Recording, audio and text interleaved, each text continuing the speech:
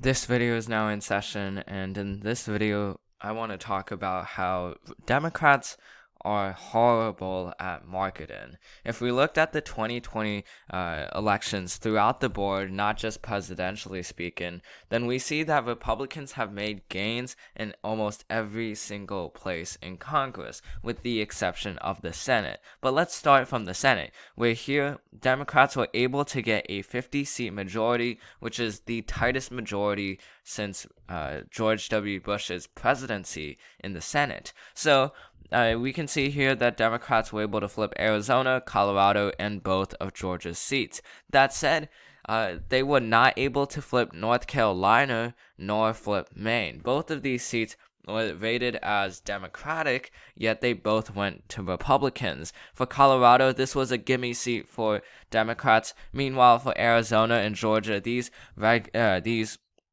or true gains by Democrats, but there was much more expectations than just getting 2 seats from Georgia, a seat from Arizona, and a seat from Colorado. They were expected to make Iowa incredibly competitive. They expected to have Montana as somewhat competitive, these states as competitive, including Texas, South Carolina, even though Democrats had broad ambitions, it ultimately faltered to just 4 seats for Democrats, leading them to one of the narrowest majorities possible. And that's, as a result, partly due to marketing.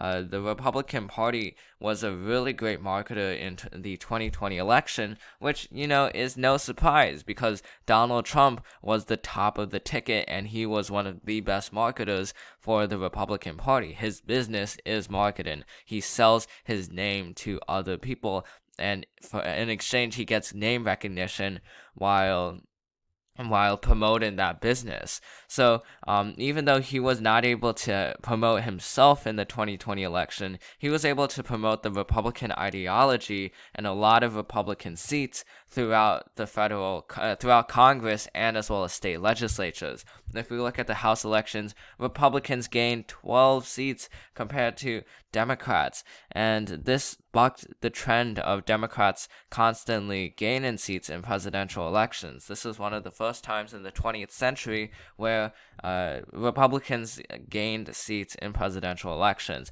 They gained pretty expected seats in Oklahoma as well as Utah, but then they also gained seats in much more competitive places and much more lean Democratic places like Florida's 26th and Florida's 27th, in addition to California's 39th and as well as California's 48th. All of these seats, they were expected to stay Democratic, yet they went for Republicans. Here in California's 25th seat, Christy Smith expected to win narrowly, yet she lost. And this is due to the Republicans' marketing and the lack of action by Democrats to repeal that. And that's best shown in Florida. In Florida, Democrats were expected to win presidentially speaking, yet they lost because Donald Trump was able to pin Democrats as far left, as further to the left than Bernie Sanders, even though the statement that he made about Kamala Harris being more to the left than Bernie Sanders being absolutely ridiculous,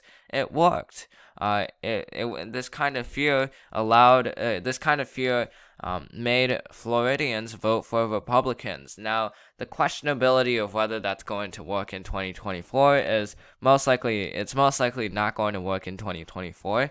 Yet, nonetheless, Democrats were not able to repeal the attacks by Donald Trump in both 2016 and in 2020. They were not able to do what Bill Clinton did against George H.W. Bush in 1992, and they seem more like Michael Dukakis in 1988 than they do with Bill Clinton. So it's a problem that Democrats need to fix quickly before they start to be recognized as a far left party, because they're not a far left party. If you look at the ideological map, then you'll see that the Republican Party is more of a far right party than Democrats are a far left party.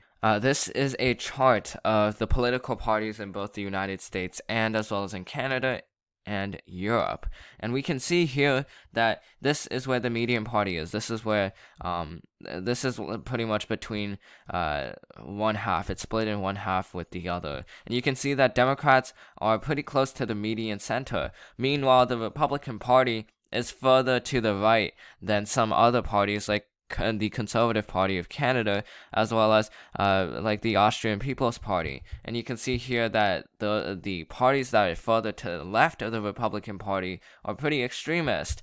Meanwhile, here Democrats are pretty centrist. You can see that they're more to the right than the Labour Party of Britain, and they're not that far away from the Conservative Party of Britain. So it's obviously false that they're a far left party, yet the Republicans are so good at marketing and the Democrats are so good at so horrible at repealing these attacks to the point where they do seem like a far left party, where their policies, which may not seem that liberal and that are widely supported by Americans, are then seen as far left by Republicans because of their portrayal of the Democratic Party. So this is something that Democrats need to solve before the 2022 midterms, because they desperately need more seats in the Senate to make sure that they can at least get some bills to pass.